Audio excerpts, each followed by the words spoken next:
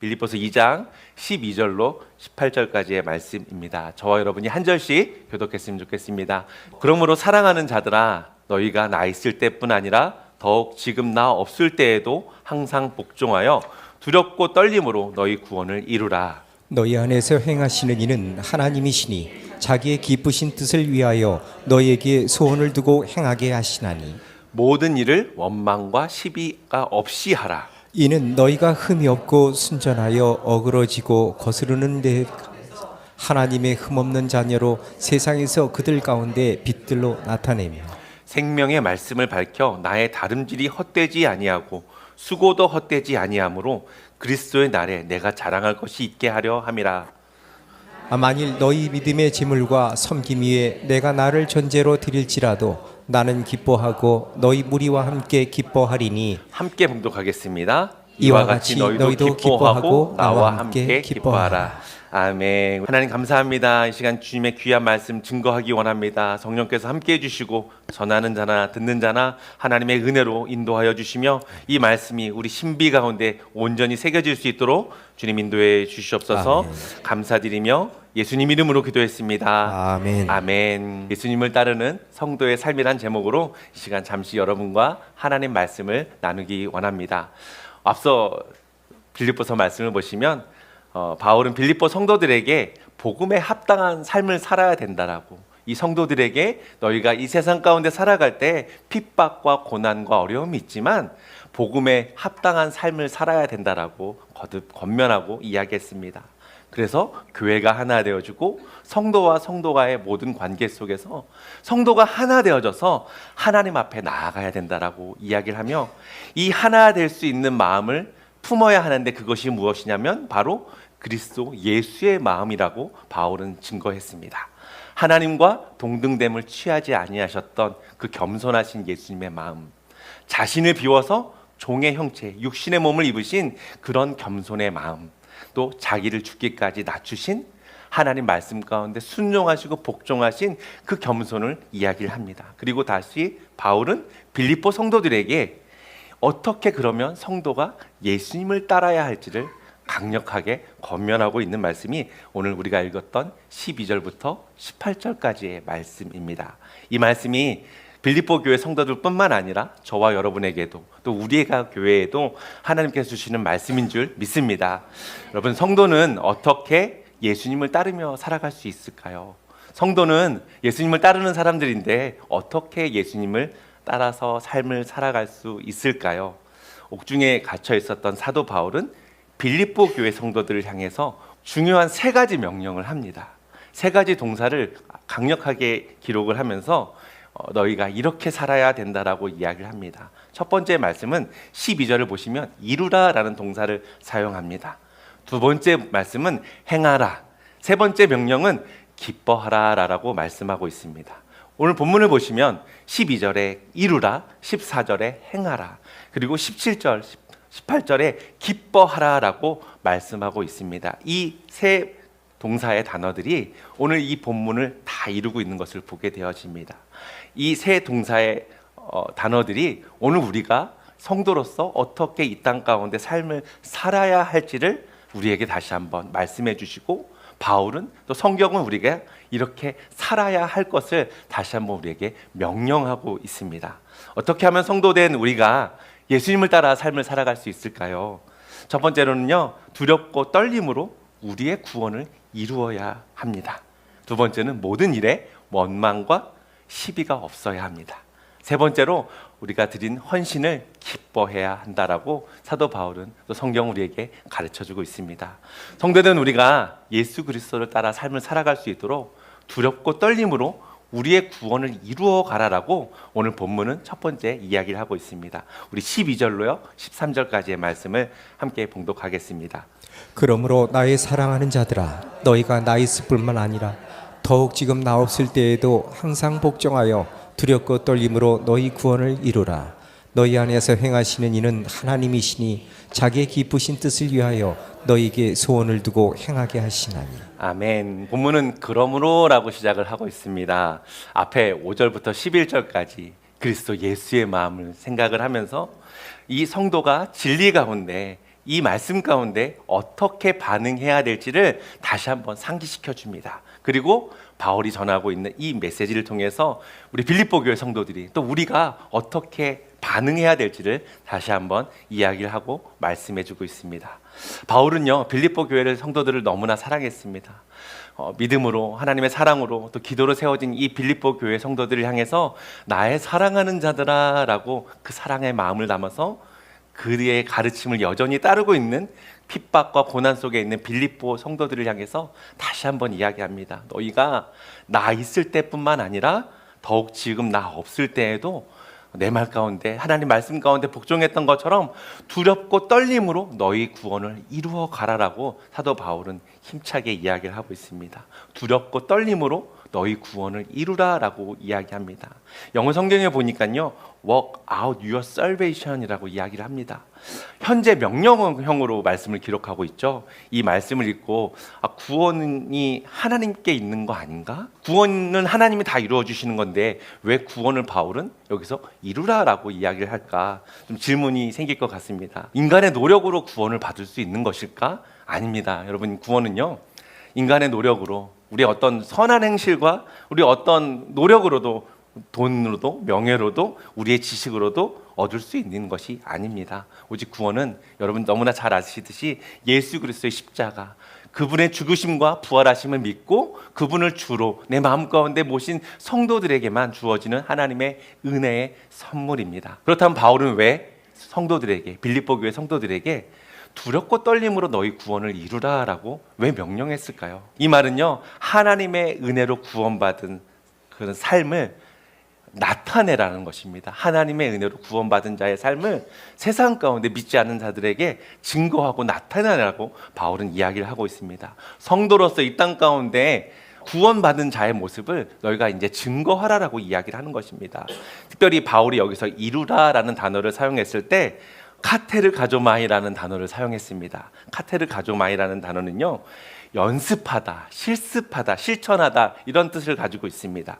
계속해서 너희가 이것을 연습하고 실습하고 실천해 가면서 예수님을 따라가는 삶을 살아가라라고 말씀하고 있는 것입니다. 신학적인 용어로 좀 정리를 하면 그것을 성화라고 이야기를 합니다. 오랫동안 신앙생활을 하셨던 분들은 들어보셨을 거예요.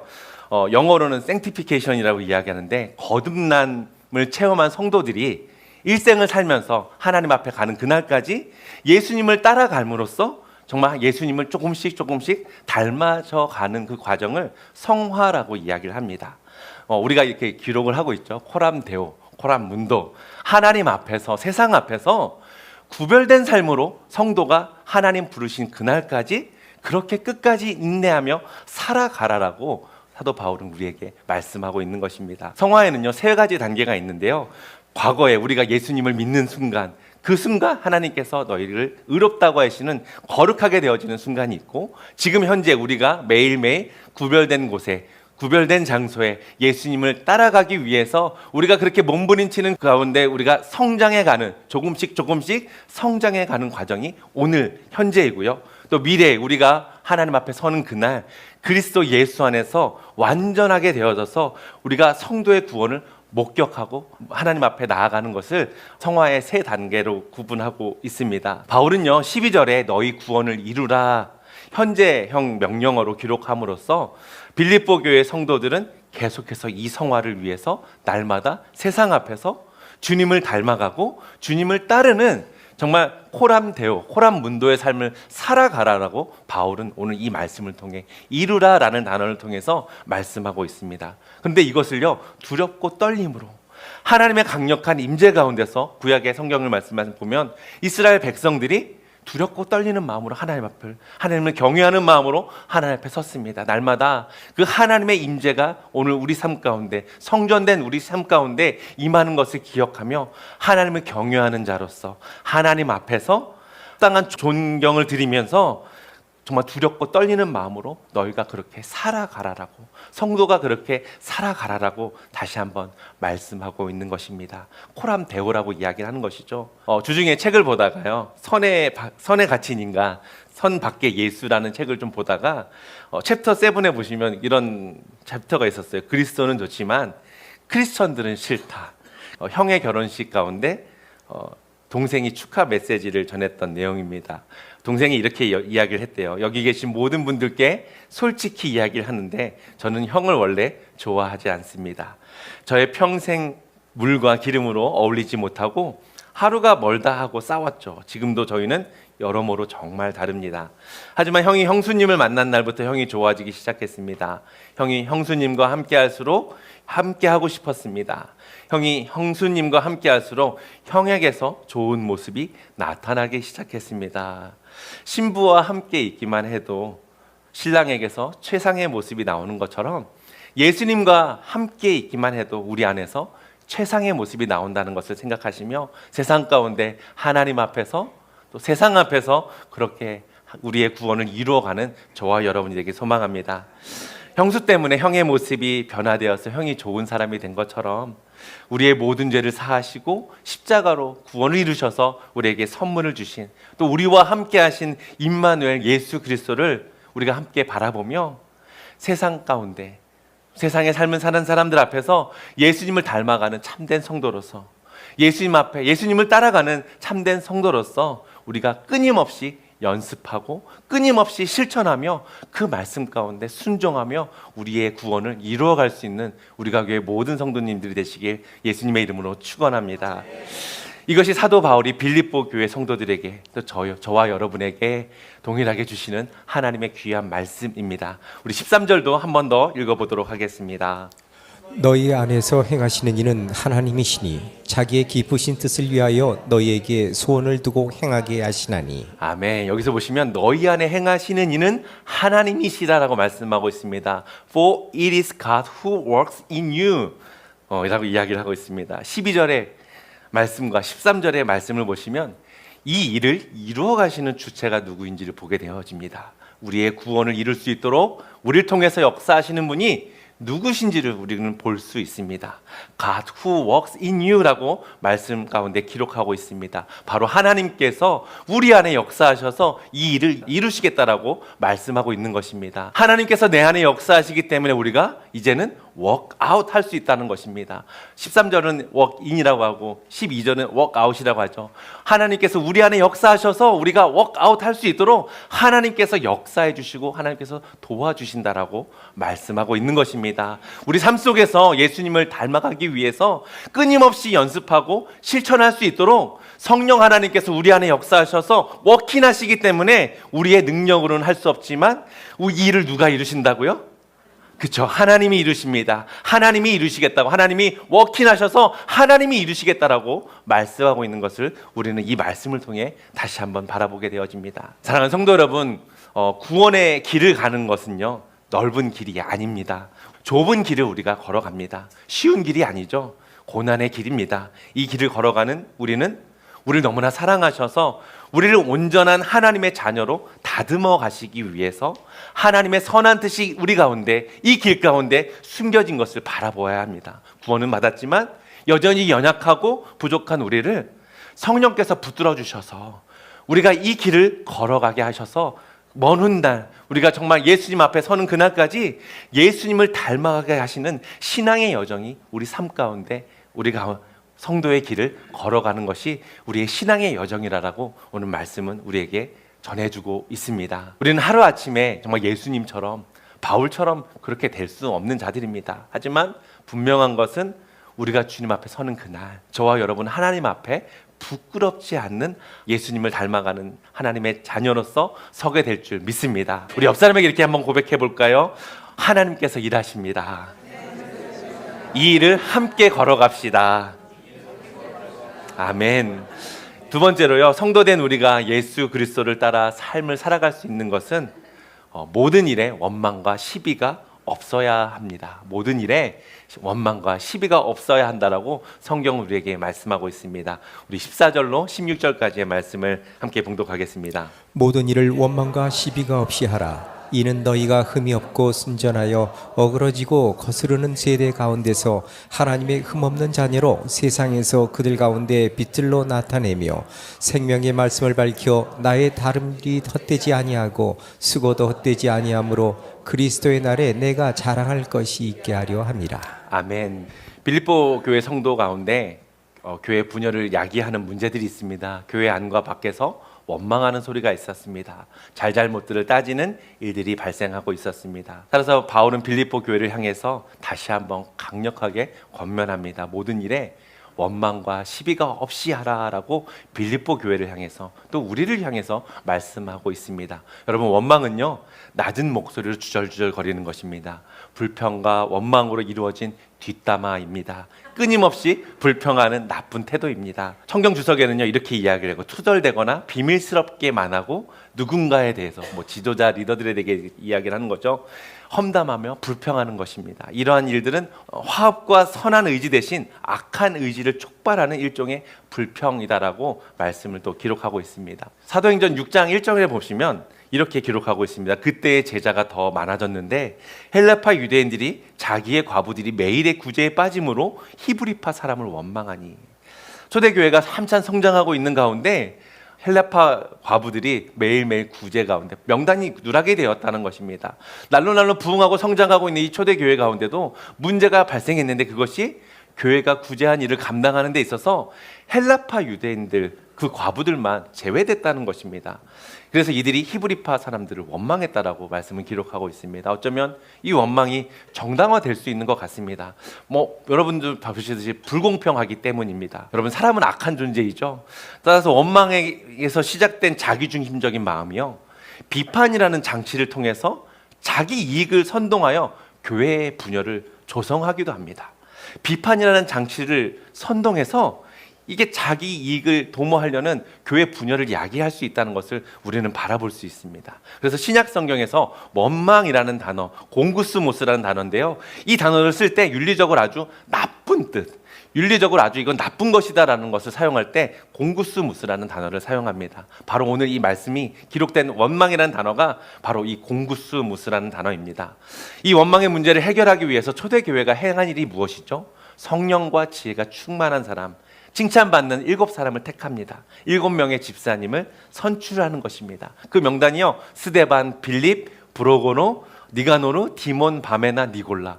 헬라파 사람, 모두 다 헬라파 사람들입니다. 히브리파 사람들이 아니라 이 일 가운데, 이 원망 가운데 헬라파 사람들 7명을 세워서 지혜로운 리더를 세워서 그 문제를 해결하는 것을 보게 되어집니다. 두 번째는 사도 바울이 시비라고 이야기를 하죠. 다툼과 논쟁의 부정적인 의미를 가진 법적인 단어입니다. 교회의 분열을 야기하는 아주 나쁜 행동입니다. 시비라는 헬라어는요, 디아로스기모스랍니다.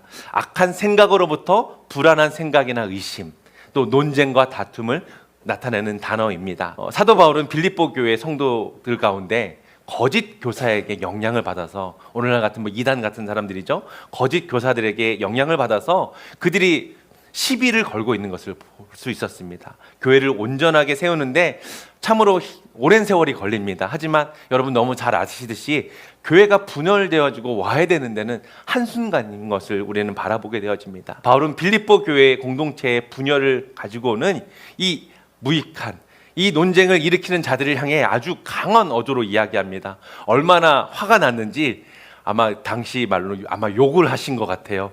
빌립보서 3장 2절에 이렇게 기록하고 있습니다. 개들을 삼가고 행악하는 자들을 삼가고 몸을 상해하는 이들을 삼가라.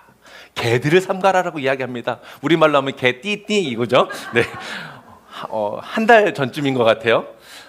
집에서 아내와 좀 이야기를 나누는 가운데 좀 서로의 의견이 맞다고 시시비비를 막 따지다 보니까 좀 우리의 언성이 좀 높아졌습니다. 그때 둘째 현준이가 방에서 막 나와서 쉿 이러는 것입니다. 그리고 첫째 현호가 이렇게 나오더니, 아니, 아빠는 목사님이고 엄마는 사모님인데 목사님하고 사모님하고 이렇게 소리 높여서 싸우면 성도들은 무엇을 배웁니까? 이렇게 이야기하는 것입니다. 목사님과 사모님이 이래도 됩니까? 아이들의 한마디에 참 한바탕 웃게 되었습니다. 현우야, 참 네 말이 맞다. 우리가 잘못했다라고 이야기했습니다. 특별히 우리가 교회 성도님들에게 좀 부탁드리고 싶은 것이 하나 있습니다. 저희가 성전을 이전을 위해서 예배 처소를 기도하면서 지금 찾고 있는 과정 가운데 있습니다. 이 부분에 대해서 다음 주에 좀 자세하게 이야기를 나누고 지금까지의 모든 상황들과 또 성도님들과 어떻게 의견을 묻고 수렴하고 하는 좀 시간을 좀 갖고자 합니다. 여러분, 이 시간들을 위해서 또 성전 이전을 위해서 좀 특별히 기도해 주셨으면 좋겠습니다. 정말 우리가 교회가 하나님의 인도하심을 받아서 성전을 이전을 할 때 온 성도가 한 마음이 되어지고 한 뜻 안에서 이것이 진행되어져 갈 수 있도록 여러분 꼭 기도해 주셨으면 좋겠습니다. 교회를 위한 것이기에 각자 가지고 있는 생각이 좀 다를 수 있습니다. 정말 교회의 유익을 위해서 가지고 있는 생각들이 각자가 다를 수 있습니다. 다음 주에 이 부분에 대해서 이야기할 때 서로를 향해서 배려를 해주시면 또 배려해 주시고 이야기해 주시면 감사하겠습니다. 성전 이전 가운데 어떠한 원망도 어떠한 시비도 발생하지 않도록 여러분 꼭 기도해 주셨으면 좋겠습니다. 사단은 그거를 조장하거든요. 하지만 우리 믿는 성도로서 우리가 하나님 앞에 아름답게 한 마음과 한 뜻이 되어서 하나님 뜻 가운데 순종해서 이 일들을 잘 이루어가서 하나님께서 가장 좋은 길로, 가장 선한 길로, 가장 좋은 방법으로 하나님이 인도해 주실 줄 믿습니다. 본문으로 돌아와서 보면요, 바울은 빌립보 교회를 향해서 교회의 분열과 다툼을 조성하는 이 원망과 시비가 없이 하라라고 권면한 이유를 다음과 같이 이야기를 하고 있습니다. 15절과 16절 말씀을 함께 봉독해 보겠습니다. 이는 너희가 흠이 없고 순전하여 어그러지고 거스르는 세대 가운데서 하나님의 흠없는 자녀로 세상에서 그들 가운데 빛들로 나타내며 생명의 말씀을 밝혀 나의 다름질이 헛되지 아니하고 수고도 헛되지 아니하므로 그리스도의 날에 내가 자랑할 것이 있게 하려 함이라. 아멘. 흠이 없다는 것은 교회 공동체가 하나님 앞에서 호람되오다고 이야기하죠. 하나님 앞에서, 세상 앞에서 호람문도 구원받은 성도답게 의롭게 살아가라고 말씀하고 있는 것입니다. 또 같은 맥락에서 순전하여 섞이지 않아, 또 섞이지 않았다는 뜻인데요, 이 섞이지 않고 세상 속에서 구원받은 백성으로서 의롭고 순전하게 구별된 삶을 살아가라라고 사도 바울은 이야기를 합니다. 이와 반대로 어그러지고 거스르는 세대는요, 흠이 있고 삐뚤어진 세대입니다. 출애굽에서 광야 가운데 있을 때 하나님 말씀 가운데 원망했던 이스라엘 백성들, 시비를 일삼았던 옛적에 실패한 이스라엘 공동체를 이 말씀을 통해서 사도 바울은 떠오르게 한 것입니다. 모세를 통해서 이스라엘 백성들에게 이렇게 말씀하셨습니다. 신명기 32장 5절에 보시면 그들이 여호와를 향하여 악을 행하니 하나님의 자녀가 아니요 흠이 있고 삐뚤어진 세대로다.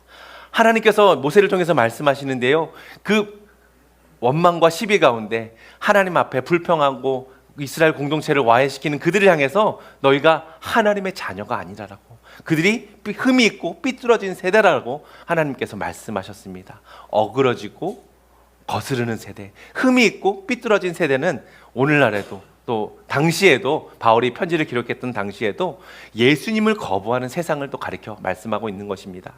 따라서 바울은 성도된 우리가 세상 앞에서 하나님의 백성으로 살아갈 것을 재차 권면하며 말씀하고 있는 것입니다. 16절에 보시면 생명의 말씀을 밝히라.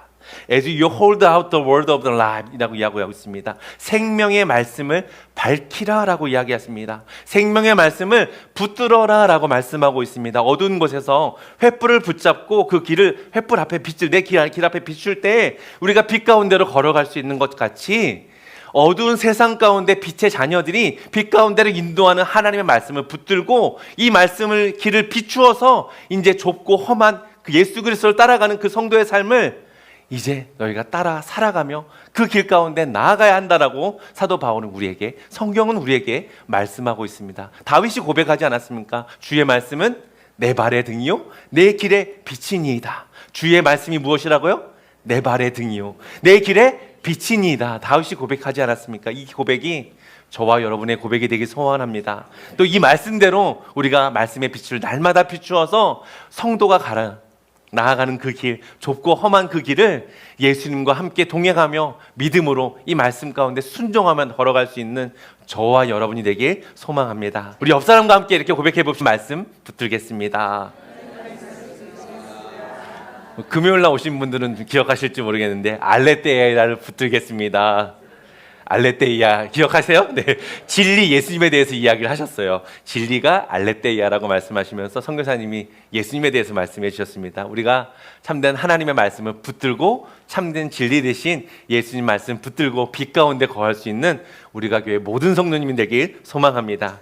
우리가 가는 그 걸음이, 우리가 가는 그 길이 가로막고 있는 세상의 어둠과 세상의 모든 장애물 앞에서 참 빛이시고 참 진리이신 예수님 말씀 붙들고 그 빛이 인도하는 대로 우리가 순종하면서 원망과 시비 없이 하루하루를 믿음으로 치열하게 싸워가는 영적 전투 가운데 승리할 수 있는 저와 여러분이 되길 우리 소망합니다. 마지막 세 번째인데요. 성도된 우리가 예수 그리스도를 따라 삶을 살아갈 수 있도록 헌신하며 기뻐해야 된다라고 말씀하고 있습니다. 우리가 하나님 앞에 드린 헌신을 기뻐해야 된다라고 말씀하고 있습니다. 17절과 18절 말씀입니다. 만일 너희 믿음의 제물과 섬김 위에 내가 나를 전제로 드릴지라도 나는 기뻐하고 너희 무리와 함께 기뻐하리니 이와 같이 너희도 기뻐하고 나와 함께 기뻐하라. 아멘. 데살로니가전서 5장 16절 말씀 여러분 혹시 기억하세요? 이거 기출 문제입니다. 항상 기뻐하라. 여러분 기억하시죠? 항상 기뻐하라라고 사도 바울이 이야기합니다. 오늘 본문 가운데서요 동일하게 이야기해요. 너희도 기뻐하고 나와 함께 기뻐하라라고 말씀하고 있습니다. 이 고백이 어떻게 옥에 갇혀 있었던 자의 언제 죽을지 모를 상황 가운데 처해 있던 자의 고백이 될 수 있겠습니까? 무엇이 사도 바울이 이렇게 기쁨으로 여러분 충만하게 했습니까? 예수님이시죠. 그 십자가의 구원의 복음이 그를 기쁨으로 가득하게 했습니다. 또 빌립보 교회 성도들이 이렇게 어렵고 고난 가운데 있지만 그들의 믿음이 조금씩 성장해가는 모습을 보면서 사도 바울은 옥에서도 기쁨으로 가득했습니다. 사도 바울은요 이렇게 고백해요. 전제로 자신이 드려질지라도 나는 기뻐하고 너희 무리와 함께 기뻐한다라고 이야기합니다. 전제는요 구약의 제사 가운데 하나 있는데요 드링크 오퍼링이라고 제물을 드린 후에 추가로 포도주를 이렇게 쏟아붓는 예배의 형식입니다. 표준 세번역 성경은요 이 부분의 번역을 나의 피를 붓는 일이 있을지라도 나는 기뻐하고 여러분 모두와 함께 기뻐하겠습니다. 이렇게 번역하고 있습니다. 자신의 모든 것을 헌신하고 희생이 당한다 할지라도 나는 여러분과 함께 기뻐하고 기뻐하겠다라고 사도 바울이 고백하고 있는 이 말씀이 오늘 우리에게 주시는 하나님의 말씀입니다. 바울은 자신을 전제에 비유한 것이 빌립보 교회를 위해서 사랑하는 성도들을 위해서 전제에 사용되어지는 포도주와 같이 자기의 열정과 생명을 남김없이 다 쏟아 부었다는 것을 말씀하기도 합니다. 따라서 빌립보 교회 성도들을 위한 바울의 희생과 수고는 그를 고통스럽게 하는 것이 아니라 그 무엇도 견줄 수 없는 그 안에 넘쳐나는 그 숭고한 기쁨을 주는 것이라고 사도 바울은 이야기를 하며 너희도 이제 나의 희생 가운데 함께 기뻐하라라고 초대하고 있는 것을 보게 되어집니다. 빌립보 교회는 사도 바울에게 있어서 죽기까지 너무나 사랑한 믿음의 동역자들이었습니다. 그랬기 때문에 바울은 그의 기쁨을 나누면서 빌립보 교회의 성도들에게 이 기쁨 가운데 너희도 내가 희생한 것처럼 너희도 희생 가운데 헌신하며 나와 함께 기뻐하고 나와 함께 기뻐하는 그 자리 가운데 함께 나아가자라고 명령하고 있는 말씀이 오늘 17절에 너희도 기뻐하고 나와 함께 기뻐하라라고 말씀하고 있는 것입니다. 금요일에 저희 교회에 오셔서 말씀을 전해주신 박서윤 선교사님 늦은 나이에 부르심을 받으셔서 인생의 절반을 선교사의 삶으로 사신 분이십니다. 선교사님은 정말 바울과 같은 분이라고 생각이 되어집니다. 교회에 오셔서 말씀을 전할 기회가 생기면요, 대부분 선교사님들은 이제 선교를 보고하거나 아니면 자기가 사역했던 내용들을 이야기를 하면서 이걸 위해 기도해 주십시오라고 이야기를 하는데 선교사님은 좀 특이하세요. 그걸 이야기하시고 보다는요 진리이신 예수님을 전하고 싶으셔서 날마다 그 말씀 가운데 예수님을 증거하십니다. 오래전에 선교사님께서 저에게 이런 말씀을 하셨어요. 하나님이 만약에 내 삶을 받기 원하신다면 내가 이곳 아프리카에서도 삶을 드릴 수 있어서 이곳에 묻히면 참 좋겠다. 이곳에서 나를 드릴 수 있다면 정말 내가 얼마나 감사하고 얼마나 기쁜 일인지 모르겠다. 하지만 그것도 하나님께서 뜻하셔야지라고 이야기를 하시면서 기뻐하시는 모습을 보게 되었습니다. 이 기도에 응답하실 분은 하나님이시지만 저는 선교사님의 고백과 기도에 주님이 인도하실 줄 믿습니다. 일찍이 미국에 이민 오셔서요. 또 이렇게 자수성가하셨어요. 성공의 대가로 얻은 재물과 또 먼저 사모님을 보내셨는데 사랑하는 아내의 삶과 그 기도를 하나님께서 받으셔서 받으셔서 바울처럼 선교사님은 날마다 기뻐하며 또 하나님 앞에 나아가고 계신 것을 보게 되어집니다. 그의 열매는요, 제가 한번 방문했던 곳인데 케냐의 마사비 땅이라는 곳이 있습니다. 케냐 북쪽에 보시면 제가 있었을 때는 도로가 포장이 안 되어서 그 길을 가는 데만 해서 10시간이 넘게 걸렸는데 지금은 그 길이 다 포장이 되어서 어저께 구글 내비로 찍어보니까 7시간 정도 나오더라고요. 케냐 북쪽에 이디오피아와 아주 근접해 있는 국경 지역인데요. 그 땅은요 90%가 넘는 무슬림이 다스리고 있는 지역입니다. 그 땅에 복음의 씨앗을 심으셨습니다. 마사비 땅에 선교사님은 하나님의 인도하심을 따라서 어제 금요일 함께 기도했는데 제인이라는 자매를 만났습니다. 무슬림 땅에서 아버지가 목회를 하시는 목사님의 딸입니다. 선교사님의 전한 복음과 비전을 제인이 듣고 선교사님과 지금까지 한 20여 년 가까이 함께 동역하고 있는 귀한 자매입니다. 제인과 함께 그녀가 졸업한 첫 번째로 모의 여자 고등학교, 대통령 이름을 딴 고등학교입니다. 그곳에서 교실 한켠에서 예배를 드렸습니다. 선교사님께서 제게 말씀하시길 졸업을 앞둔 10대들의 얼굴을 보면 왜 우리 10대들을 보면 막 이렇게 웃고 재미있고 그런데 웃음을 찾아볼 수 없다. 그리고 절망과 한숨 가운데 그들이 한탄만 하고 있다라고 이야기를 합니다. 그 이유가 뭐냐면 고등학교를 졸업하면 돈 많은 이제 무슬림 남자의 첩으로 아니면 자기는 원치 않은데 가족의 생계를 위해서 원치 않은 결혼을 해야 된다는 그것 때문에 이들이 원망과 또 이들의 모습 가운데 불안과 이들 모습 가운데 기쁨이 없이 삶을 살아가고 있었다라고 이야기를 하셨습니다. 감사하게도 그해 케냐 정부로부터 선교사님이 운영하시는 신학교가 컬리지 인가를 받았습니다. 그래서 이 땅 가운데 당시에는 교통이 좋지 않아서 이들이 더 이상 공부를 할 수 없었는데 공부를 할 수 있는 방법들이 생기게 되어서 이곳이 소망이 되었다라고 이야기를 하셨습니다. 그리고 몇 해 전 선교사님은 노후 대책과 같은 이 모든 것을 다 파셔서 미션 센터를 그곳에 건축을 하셨습니다. 사모님을 먼저 하나님 앞에 보내시고 이제 자기 자신의 건강도 좋지 않아서 잠시 미국에 좀 머물고 계셨습니다. 심장 혈관이 좋지 않아 2번이나 시술을 받으셨는데 얼마 전에 제가 이제 전화를 해서 목사님 저희가 특별 기도회를 준비하고 기도하고 있습니다. 기회가 되셔서 한번 오셔서 꼭 말씀 전해주시면 너무나 감사하겠습니다라고 이야기했더니 마침 그날 시간이 된다라고 이야기하시면서 함께 예배할 수 있어서 함께 복음 전할 수 있는 기회가 되어서 너무 감사하다라고 말씀하셨습니다. 그런데 저는 상황들을 잘 몰랐어요. 나중에 알고 보니까 2달 동안 몸이 아프셔서 병원에 다니시면서 어떤 문제가 있었는지 잘 찾지 못했는데 2주 전에 심장 혈관에 문제가 있어서 다시 시술을 받으셨다라고 이야기합니다. 몸이 좋지 않지만 어저께 금요일 날 이곳에 오셔서 말씀을 전하신 것을 보시면서 정말 하나님의 은혜가 우리 선교사님 가운데 임한 것을 다시 한번 바라보게 되어집니다. 선교사님께서 사실 나누지 않으셨지만 선교사님 계시지 않은 상황 속에서 마사빗에 있는 제인 선교사님을 통해서 계속해서 기도의 제목들을 우리가 주고받고 기도하고 있습니다. 사진을 좀 보시면요, 모의 여자 고등학교에서 전도를 하기 시작했습니다. 한 10년 전에는 이렇게 이 정도의 수가 모여서 10명으로 시작된 모임이 교실 한켠에서 이렇게 모여서 예배를 드렸는데 20년 정도가 지난 지금은 300명이 예배 가운데 참여하는 장소가 되었다라고 이야기합니다. 300명을 수용할 수 있는 장소가 없어서 사실은 처음에 교실과 도서관에서 예배를 드리다가 장소가 없으니 학교에서는 이제는 너희는 건물을 세우든지 아니면 이 땡볕에 운동장에서 모여서 예배를 드리든지 이제 알아서 해라라고 통보를 했다라고 이야기합니다. 제인 선교사는요, 한국과 미국에 또 이것들을 기도를 부탁하면서 자신이 할 수 있는 최선을 다해서 이 모의 여자 고등학교 안에 채플을 세우기 위해서 모금 활동을 시작을 했습니다. 마사빗 오지 나이로비에 있는 것도 아니고요. 마사빗 오지에서 모금 활동을 시작하면서 그것들을 알리기 시작했습니다. 케냐 정부에도 이메일을 보내고 여러 가지 자신이 할 수 있는 방법으로 최선을 다했던 것을 볼 수 있었습니다.